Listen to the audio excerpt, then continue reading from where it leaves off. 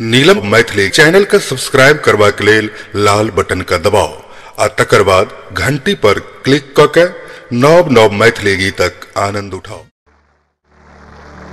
घूंघटा उठाए दिया ना सजन जी, घूंघटा उठाए दिया ना,